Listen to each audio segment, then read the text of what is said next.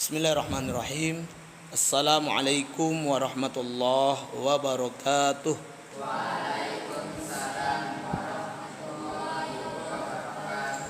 Alhamdulillahi wassalatu wassalamu ala rasulillah wa ala alihi wa ashabihi wa man tabi'ahum bi ihsanin ila yaumiddin. Usikum wa iyaya bitaqwallah faqad fazal muttaqun. Qala Allah Ta'ala fi kitabihil karim. A'udzu billahi minasy syaithanir rajim. Ya ayyuhalladzina amanu taqullaha haqqa tuqatih wa la tamutunna illa wa antum muslimun. Subhanaka la ilma lana illa ma 'allamtana innaka antal alimul hakim. Rabbi shrah li sadri wa yassir li amri wahlul 'uqdatam min lisani yafqahu qawli. Para ustadz, para ikhwah, jamaah salat maghrib yang dirahmati Allah Subhanahu wa taala, kembali pada malam ini kita melanjutkan kajian rutin kita dalam tema Tib Nabawi, kesehatan holistik, ya, pengobatan Arab klasik, ya. Yang mana insyaallah malam ini kita akan masuk pada pembahasan baru, yaitu mengenai air Zam-Zam.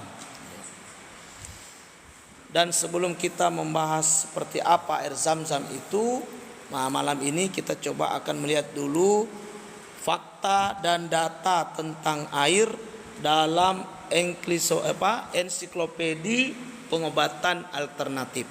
Seperti apa sebenarnya urgensi air itu dalam kesehatan tubuh manusia, ya.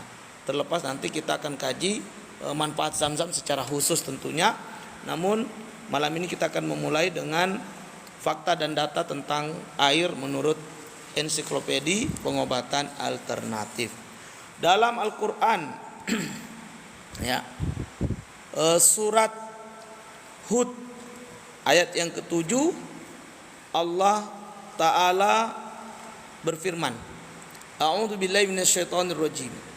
Wa huwal ladzi khalaqas samawati wal arda fi sittati ayyam wa kana 'arshuhu 'alal ma' liyabluwakum ayyukum ahsanu 'amala.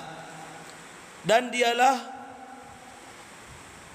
yang menciptakan langit dan bumi dalam 6 masa, dan adalah singgasananya sebelum itu di atas air, agar dia menguji siapakah di antara kamu yang lebih baik amalnya.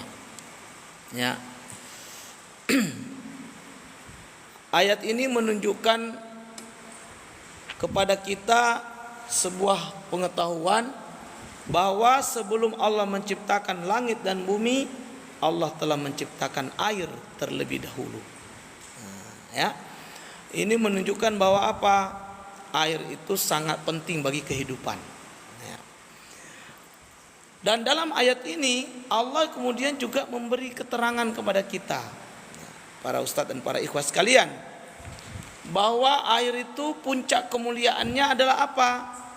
Disebut di dalam ayat ini beriringan dengan arsy ar-Rahman, ya. Wa kana arshuhu 'alal ma', ya, arsy-nya Allah sebelumnya berada di atas air, ya. Nah, berarti air diiringkan dengan arsy yang agung, yaitu arsy-nya ar-Rahman. Ini menunjukkan betapa mulianya air dan betapa urgensinya air, ya. Inilah yang kemudian menjadi penghormatan, ya, akan, ya, hakikat air, bahwa air itu penting, air itu sangat mulia dan sangat dibutuhkan oleh kehidupan, ya. Nah, di dalam Al-Quran secara umum, Al-Quran menyebut air itu sebanyak 63 kali, ya, 63 kali air disebut di dalam Al-Quran, ya. Menunjukkan apa? Menunjukkan akan besarnya nikmat Allah, ya, terhadap makhluknya, ya. Air ini berulang-ulang disebut ya, 63 kali, menunjukkan juga air itu sangat penting. Nah, tanpa air tak ada kehidupan. Nah, setelah tentunya dari Allah kehidupan itu, ya, lalu kemudian Allah yang menjadikan kehidupan itu, ya, semuanya berasal dari air. Ya. Makhluk hidup, ya, tidak akan bisa hidup tanpa air. Ada makhluk hidup yang bisa hidup tanpa oksigen, misalnya bakteri di usus, tapi dia tidak bisa hidup tanpa air. Nah, ini menunjukkan bahwa air itu sangat penting sekali, ya.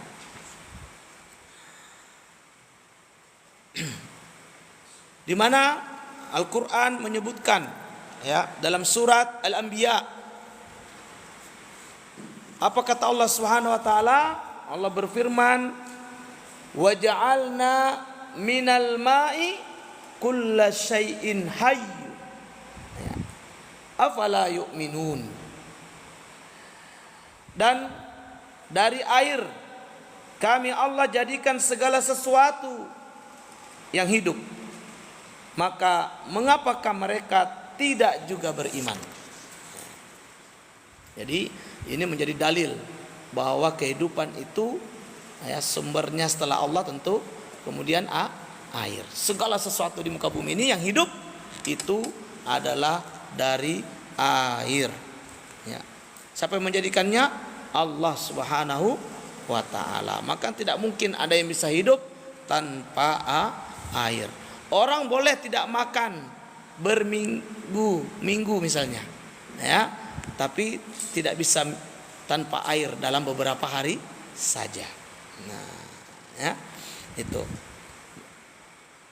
Air adalah unsur utama pembentukan protoplasma. Apa itu protoplasma? Protoplasma adalah materi kehidupan dalam sel-sel nabati dan hewani.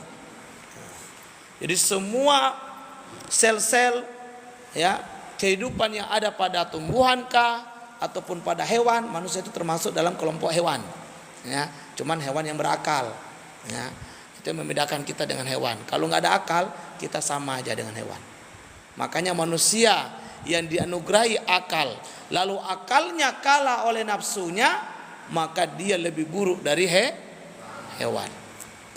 Kenapa? Kalau hewan itu kerjanya kawin sana kawin sini, maklum tak ada akal, yang ada cuma nafsu. Wajar, ayam itu di depan kalian kawin, nggak ada malu dia. Sapi kemana-mana keliaran nggak pakai celana, ya maklum nggak ada akal, yang ada nafsu doang. Tapi kalau ada manusia yang katanya punya akal ini, kok malah kelakuannya seperti hewan, itu lebih buruk dari hewan. Makanya Allah itu mengatakan, ya, dalam Quran itu kepada orang-orang kafir, ya, yang tidak mau menggunakan hatinya untuk menghayati firman-firman Allah, pesan-pesan Allah, tidak mau menggunakan pendengarannya untuk mendengarkan ayat-ayat Allah, ya, kemudian tidak mau menggunakan penglihatannya untuk melihat kebenaran. Apa kata Allah dalam Quran? Ulaika kal an'am, mereka itu seperti binatang ternak, balhum atol, ya, bahkan mereka lebih sesat dari binatang ternak. Kenapa? Binatang ternak itu semuanya beriman kepada Allah, semuanya bertasbih kepada Allah. Mana dalilnya? Banyak sekali dalam Quran. Ya, dalam Quran itu banyak ayat-ayat dimulai dengan apa? Yusabbihu lillahi ma fis samawati wa ma fil ard. Bertasbih kepada Allah apa yang ada di langit dan yang ada di bumi. Nah, hewan itu ada di langit dan di bumi? Adanya di bumi, ya kan? Berarti mereka termasuk dalam ayat ini. Dia bertasbih juga. Makanya para ustadz, para ikhwas sekalian, ya, kita manusia, ya, haruslah kemudian lebih mulia dari hewan dengan cara apa? Menjadikan akal sebagai apa? Pedoman di dalam berpikir dan bertindak. Tentu harus dibimbing dengan apa? Wahyu Al-Quran dan hadis, ya. Nah, kembali, jadi air itu sangat penting. Wa ja'alna, ya, minal ma'i kulla, ya, kulla syai'in hayyun, ya. Kami jadikan dari air itu setiap atau semuanya hidup, ya. Jadi air ini memang adalah sumber kehidupan utama, ya. Dan kalau kita lihat para ustadz, para ikhwas sekalian, komposisi air dalam organ tubuh manusia, maka rata-rata organ tubuh manusia itu dominannya adalah mengandung air. Apa misalnya? Pertama, darah. Berapa kadar air darah? 85% darah itu adalah air. Makanya encer dia. Kalau seandainya airnya kurang, kental dia. Apa yang terjadi? Sumbat dia. Kalau sumbat, stroke lah orang, lumpuh, nggak bisa main bola, nggak bisa jalan, nggak bisa lari. Jangankan lari, duduk pun susah. Yang bisa terbaring, jadilah dia manusia tak berguna. Nah, maka tidak boleh kurang air pada darah. Ya, bayangkan 85% darah itu adalah air. Ginjal, tahu ginjal? Tahu berapa ginjal kita? 2. Imut-imut nih ginjal, tapi penting sekali dalam tubuh. Ya, orang yang sudah gagal ginjal itu tubuhnya akan penuh racun. Ya, maka ginjal ini kerjanya berat, membersihkan racun. Makanya para ustadz, para ikhwan kalau makan jangan yang beracun-racun, kasihan ginjalnya. Nah, apa yang beracun itu Pak Ustadz? Semua makanan kemasan itu tidak baik bagi tubuh, dianggap racun, sehingga nanti akan membuat kinerja ginjal sangat berat. Suka minum minuman kaleng, ya, nah itu nanti cepat apa? Gagal ginjal. Makanya sekarang fenomena di kota-kota besar, anak-anak baru usia SD sudah cuci darah. Di Surabaya ada 30-an kasus atau bahkan ada lebih dari itu. Ya. Kenapa? Karena suka minum minuman kemasan ataupun minuman-minuman yang diolah dengan menggunakan berbagai macam campuran dan kadar gula yang sangat tinggi. Ya, yang itulah yang kalian tahulah itu babu-babu apa namanya ya. Itulah intinya ya. Maka jaga ginjal itu ya. Ginjal ini mahal harganya ya, maka perlu dijaga. Nah, berapa kadar air ginjal? Ginjal ini kadar airnya 82%. Ya, sangat banyak ya. Kemudian otot kita, otot yang bisa membuat kita bisa bergerak, bisa kuat nendang bola, kuat lari, kuat duduk ngaji. Nah, pegang Quran sini ya. Ya, para santri ini ya. Ini Ustadz pesan, ya, Ustadz pesan. Kalian kalau sudah ingin azan ya, atau menjelang waktu sholat, itu 30 menit sebelum azan sudah di masjid. Itu baru santri namanya. Bukan santri kalau 30 menit menjelang azan baru mandi. Nah, jadi olahraganya jam 6 selesai. Jangan sampai setengah 7 masih main bola ya. Jam 6 selesai mandi, duduk di depan nih, saat pertama ini dipenuhi, sisihkan 4 orang ya, untuk 4 orang. Untuk apa itu? Untuk naib imam. Jangan anak-anak di belakang imam. Nanti kalau imamnya salah kalian nggak bisa ganti, ya kan? Maka duduk di sini ngapain Pak Ustadz? Lamanya tuh setengah jam. Nggak lama kalau pakai baca Quran. Ambil Quran, bawa Quran baca. Maka santri itu tidak boleh jauh-jauh dari 2, Al-Quran dan buku, kitab.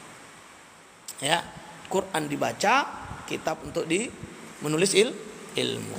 Nah, maka duduk sini ngaji. Setiap waktu sholat begitu, kecuali di siang hari karena ada waktu belajar. Zuhur dan asar itu ada belajar. Ya, tapi kalau maghrib, isya, subuh, kalau nggak ada kegiatan lain di masjid. Nah, subuh juga gitu. Subuh kalau di Aceh jam 5.15 sekarang subuh. Maka paling tidak jam 4.45 sudah di masjid. Nah, jam berapa bangun? Jam 4. Nggak sanggup? Ya jam 4:30 lah paling tidak ya, sudah bangun. Terus mandi dulu. Jangan nggak mandi kalau orang mau ke masjid ini. Tahu-tahu tadi malam garuk kemana-mana nggak jelas. Nah, kan? Tangan dibalik apa yang nggak tahu kan? Nah, jadi kalau mau masuk kamar mandi, jangan ambil timba dalam kamar mandi. Makanya timba itu dia harus diletakkan di atas bak mandi. Jangan masuk ke dalam air. Kenapa? Ketika Anda bangun tidur, Anda masukkan, kalau tangan Anda kena air itu bisa najis airnya nanti kalau Anda baru bangun tidur sentuh area-area yang bernajis. Makanya itu sebenarnya timba-timba itu di kamar mandi ada gantungan khusus untuk dia di atas bak mandi itu. Ya, diatur. Ini supaya santri lebih tertib dan lebih semangat. Kalau Anda banyak mengaji, Anda akan betah tinggal di sini. Kalau jarang mengaji, ruh Anda akan selalu malas. Karena makanan ruh itu apa? Al-Quran. Dia nggak ada makanan ruh itu ayam geprek, nggak ada. Ya, makanan ruh itu nggak pakai bakso, nggak ada. Ya, bakso itu cuma untuk fisik Anda. Tapi ruh Anda supaya semangat, rajin, betah, ya, apalagi disiplin, itu adalah harus didukung dengan ruh yang baik. Dengan cara apa? Banyak-banyak membaca Al-Quran. Maka santri itu kerjanya memang baca Quran. Apalagi di sini namanya apa? Pondok tahfiz Al-Quran, bukan pondok tahfiz main bola. Ya kan? Boleh, hiburan itu boleh, tapi tidak boleh berlebihan. Hiburan itu 30 menit, maksimal 1 jam. Ya kan? Kalau musim belajar begitu. Jadi jangan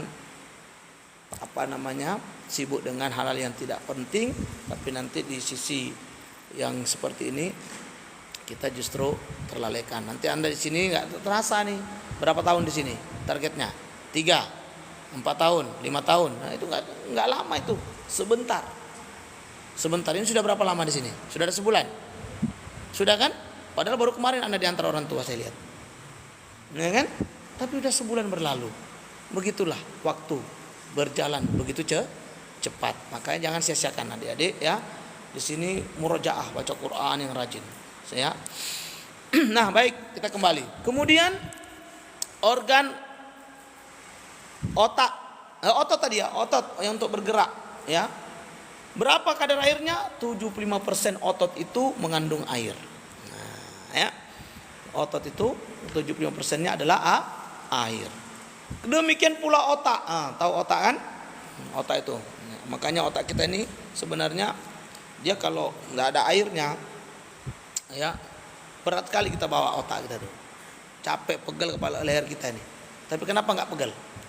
Kenapa nggak terasa capek? Padahal ya berat juga otak tuh. Otak itu kurang lebih berapa gram ya? Saya lupa itu, 1 kilo lebih kalau saya nggak salah beratnya. Nanti boleh di googling lah. Ya. Nah, dia terasa ringan karena dia mengambang, ada air, lapisan air, ya, sehingga dia mengambang di kepala itu agak terasa lebih mengambang, sehingga apa? Dia tidak berat. Kan orang kalau berenang dia dalam air berat nggak? Kalau dia mengambang nggak berat, karena dia sudah ditekan oleh ditahan oleh air tadi, tekanan air. Nah, ternyata otak kita memiliki kandungan air, ya, yaitu 74%. Ya, banyak, lebih dari setengahnya adalah air. Demikian pula jantung, yang merupakan organ tervital, ya. Kalau stok 1 detik aja, bisa terancam nyawa, ya. Jantung ini mengandung air 69%. Ya, jantung ini fungsinya apa? Memompa darah segar yang penuh dengan oksigen dan nutrisi dialirkan ke seluruh tubuh. Lalu nanti balik lagi ke jantung, dibersihkan lagi yang kotor itu, kirim lagi yang bersih, terus begitu. Maka jantungnya harus disayang, ya. Nah, dijaga kesehatannya. Untuk menjaga kesehatan jantung sering-sering makan pepaya, ya. Ya, pepaya, semangka, ya, minyak zaitun, ya. Nah, itu jangan makan yang tidak sehat, yang minyak gorengan-gorengan, ya. Nah, gorengan-gorengan yang minyaknya lebih banyak dari gorengannya, ya. Nah, dikurangi, ya. Kemudian tulang sendiri yang keras itu ternyata juga mengandung air, ya. Ada berapa persen? 22%. Tulang itu kandungannya adalah air. Sehingga kalau kita lihat tubuh kita itu lebih dari setengahnya adalah air, ya. Antara 60 sampai dengan 65% tubuh manusia itu dari kepala sampai kaki adalah air pada orang muda.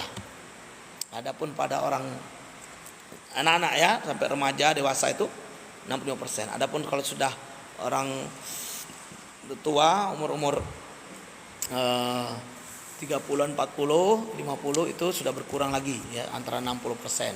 Sampai nanti dia tua lagi berkurang lagi ya kadar air. Nah, ini beberapa fakta-fakta ya tentang air bagi kehidupan. Selanjutnya di antara fakta ya dan data tentang air ini, kebutuhan kita berapa sehari ya untuk konsumsi air. Rata-rata manusia umumnya butuh air 4,2 liter atau sekitar 6 sampai 8 gelas. Itu kebutuhan rata-rata umumnya manusia. Tetapi ada juga perhitungan mengatakan bahwa kebutuhan air kita itu disesuaikan dengan berat badan. Nah, berat badan. Jadi 1 kilogram berat badan butuh airnya 30 cc. Nah, jadi lihatlah badan-badan kalian berapa beratnya. Misalnya adik yang kecil nih, berapa berat badan? 35. Nah, 35 kali 30. 3 kali 3 90. Ya, 3 kali 5 15, 105. Nah, berarti butuh airnya berapa? 105 apa 1005? 1050 ya, 1050 liter. Banyak kali ya. 1050 cc artinya 1 liter 50 mili ya, mililiter air itu kebutuhannya ya. Minimal itu minum tiap hari harus habis 1 liter 50 mili ya. Kalau yang beratnya 70 butuh 2100 cc berarti 2 liter 100 mili ya. Minum airnya tidak boleh kurang, kalau kurang nanti jadi masalah. Nah, tapi juga kalau terlalu kelebihan juga bisa masalah. Nah, maka minumnya standarnya itu memang 2 liter. Ya. Nah, untuk mendapatkan air, para ustadz, para ikhwas sekalian, ternyata tidak ya harus satu-satunya dengan cara apa? Minum ya, tidak, karena ternyata kita juga bisa dapatkan air dari apa? Dari makanan yang kita makan, seperti misalnya ya buah-buahan dan sayuran itu juga memiliki kandungan air. Nah, ya misalnya rata-rata kandungannya itu ya buah-buahan ada yang 80%, ada yang 50% ya.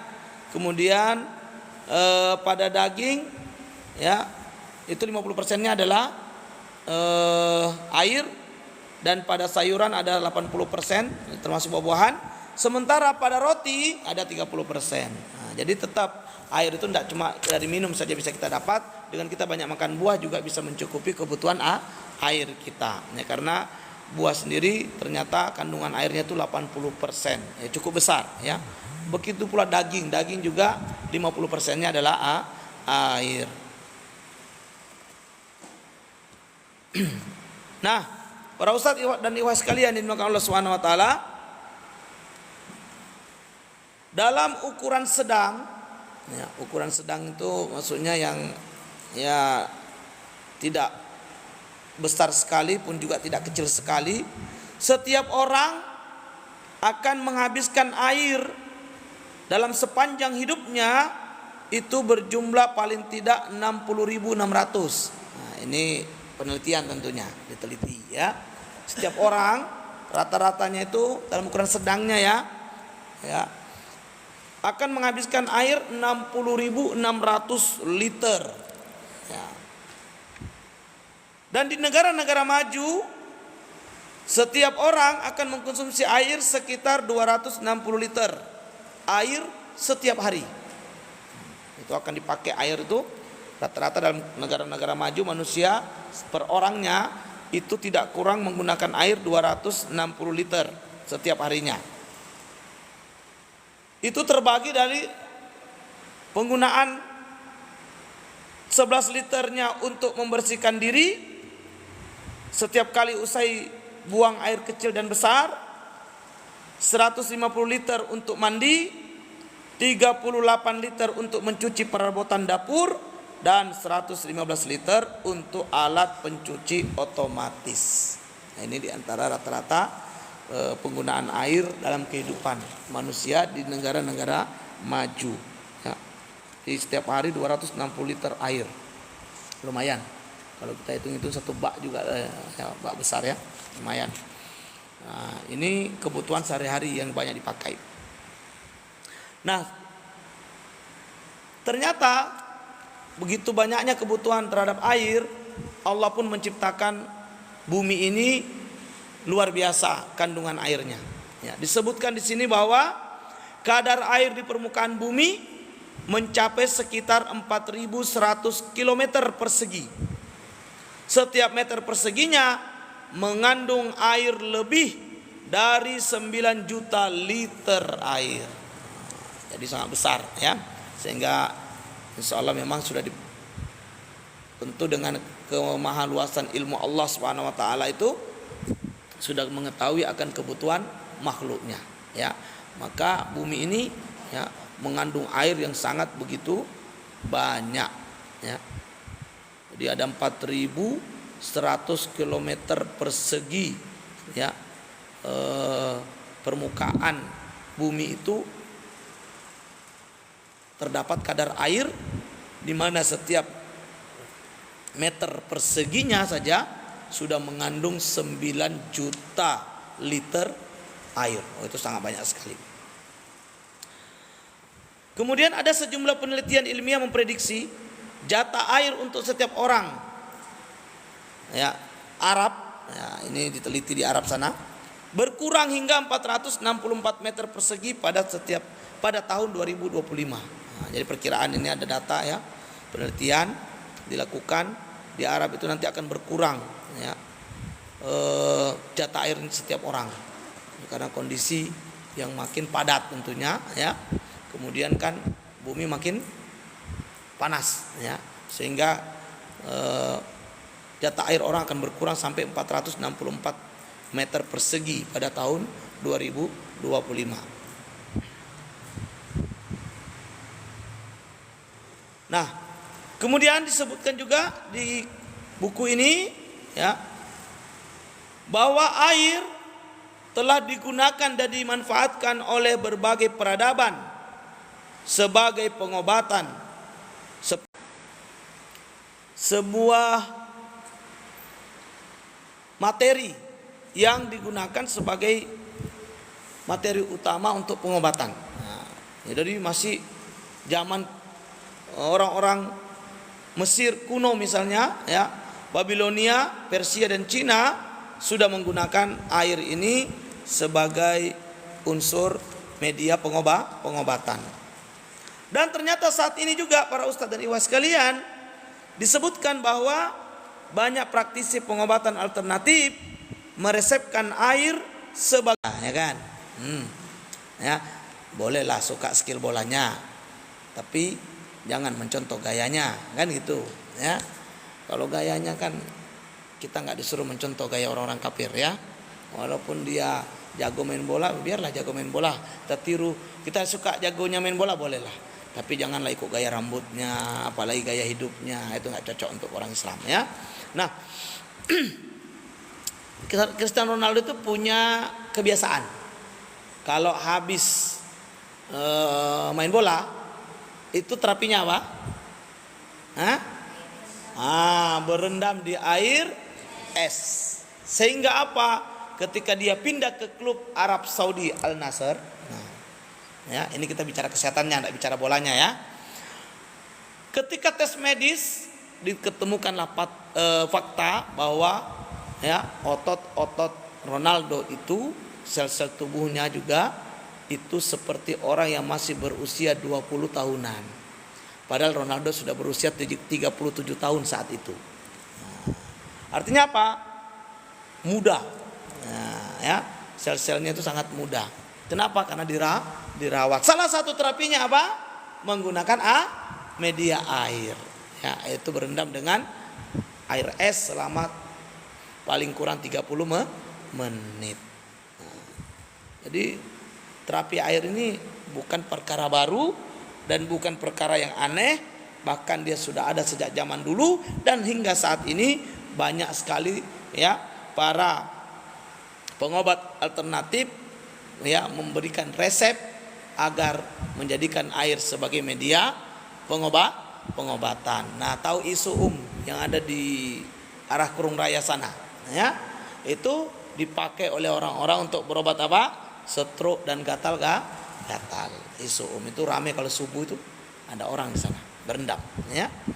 Nah, ini fakta air bahwa dia telah dijadikan media pengobatan jauh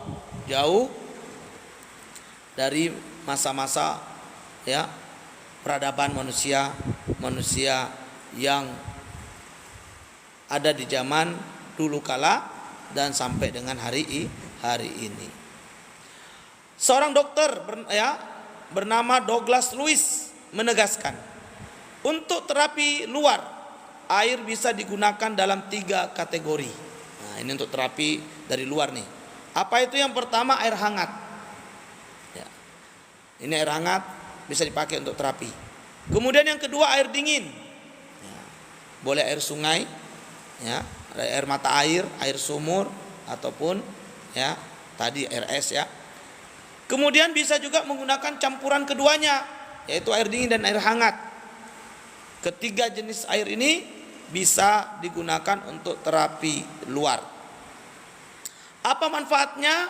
Air hangat menimbulkan relaksasi. Nah, jadi kalau Anda ingin rileks, ya, nyaman, ototnya tidak pegal, tidak kaku, maka gunakan air hangat sebagai apa? Ya, bahan mandi, bahan berendam, ya. Kemudian adapun air dingin berfungsi sebagai stimulan, pendorong dan penggerak. Nah, untuk stimulus, saya melepas sumbatan. Nah, makanya mandi subuh itu asik, sehat. Ya, supaya tidak tersumbat sarafnya, tidak tegang. Anda mandilah sebelum sholat subuh supaya sehat. Nggak usah pakai air hangat, mandi air dingin langsung dari apa? Air keran. Ya, kalau kita ada di bak mandi ya, dingin mandi aja nggak apa-apa. Itu bagus untuk stimulus ya, pendorong dan penggerak. Kemudian sementara air campuran berfungsi untuk meningkatkan kelenjar adrenalin, meminimalisir kongesti dan meningkatkan fungsi organ-organ tubuh. Nah, jadi untuk campuran air hangat dan air dingin ini bisa memperbaiki ya fungsi dari organ-organ tubuh kita. Ya. Nah, ini diantara fungsi air atau fakta tentang air sebagai media pengobatan. Para ustadz, para ikhwas sekalian, ya. Kemudian ada penelitian yang lain disebutkan di sini, ya, yaitu ada seorang dokter bernama Freydon B. Geled, ya, dokter air dan pembuat salju di Teheran, Iran. Ya. Dia adalah seorang dokter, penulis sekaligus peneliti ternama. Ya. Beliau memberikan penjelasan ya, bahwa air yang terbaik yang menetralisir fungsi zat asam berbahaya ya, ini adalah menggunakan air alkali ya, yang mengandung alkali,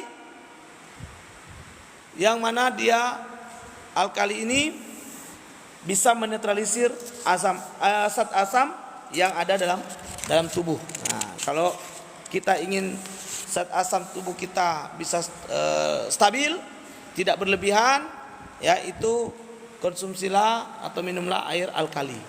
Alkali ini pH-nya biasanya 7 ke atas, ya.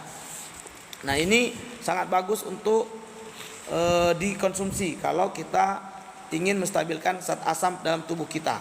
Nah, bahkan disebutkan air alkali ini adalah air yang kandungan oksigennya lebih, ya, di samping unsur ion yang ada dalamnya, maka Air ini dapat menghilangkan unsur-unsur asam beracun karena meminum air dengan kandungan hidrogen Hp beralkali dipastikan akan membantu mencegah munculnya kanker.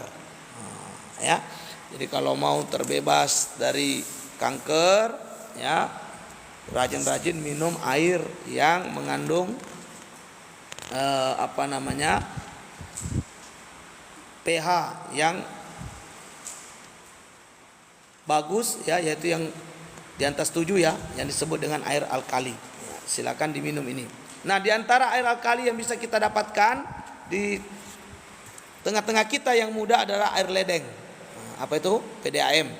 Nah, air PDAM yang datang dari mata air. Nah, itu termasuk air alkali yang bisa dikonsumsi, ya. Kemudian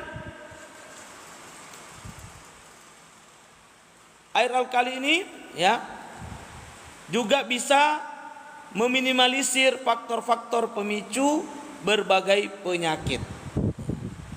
Dan di Jepang ini pertama kali, ya, negara yang pertama kali yang mengenalkan unsur-unsur ion air pada tahun 1958. Ya, makanya Jepang ini ada produk namanya apa? Mesin air Kangen Water, ya. Nah, Kangen Water itu, ya, adalah mesin penghasil air yang bisa merubah air menjadi air alkali, ya. Sehingga disinyalir bisa membantu untuk mencegah terjadinya penyakit kanker, ya, ataupun mengobati penyakit kanker yang masih stadium 1 atau stadium 2, ya, stadium awal. Itu dengan minum air alkali maka bisa memberikan kondisi yang normal, ya. Nah, para ustadz, para ikhwah sekalian, ini diantara fakta-fakta air, ya, dalam dunia pengobatan alternatif, bahwa air ini memiliki manfaat yang besar, ya, dan bisa dipilih sebagai media pengobatan, ya, untuk berbagai penyakit, ya. Nah, bisa menggunakan air hangat, bisa menggunakan air dingin, atau mencampurkan keduanya. Maka insya Allah dengan begitu mudah-mudahan, ya, kita bisa lebih sehat, ya. Maka perlu kita perhatikan di sini apa? Perhatikan kebutuhan air kita setiap hari. Ya. Jangan kurang dari, ya, 2 liter atau disesuaikan dengan berat badan. Nah, kebutuhan airnya disesuaikan dengan berat badan. 1 kilogramnya ya, butuh air 30 cc, maka minimal, ya, berat badan yang 40 kilo misalnya berarti butuh air 1200 cc atau 1 liter 200 mili, ya, dikonsumsi minimal, ya. Agar apa? Agar tubuh kita tetap sehat, agar tubuh kita tetap terpenuhi kadar airnya, dan tidaklah kebutuhan air itu cuma didapatkan dari minum, boleh juga didapatkan dari buah-buahan dan sayur-sayuran ataupun konsumsi daging. Mudah-mudahan ada manfaat dari apa yang kita kaji malam ini terkait dengan fakta dan data tentang air dalam ensiklopedia pengobatan alternatif, ya. Insyaallah nanti kita akan lanjut lagi dengan pembahasan berikutnya, bahwa bagaimana hubungan air dan manusia, ya. Kemudian, ya, air juga dan manula, ya, manusia lanjut usia, ya. Ini dulu kajian kita, mudah-mudahan ada manfaat. Wallahu a'lam bishawab. Barakallahu fikum. Subhanakallahumma bihamdik asyhadu an la ilaha illa anta astaghfiruka wa atubu ilaik. Billahi taufiq wal hidayah. Assalamualaikum warahmatullahi wabarakatuh.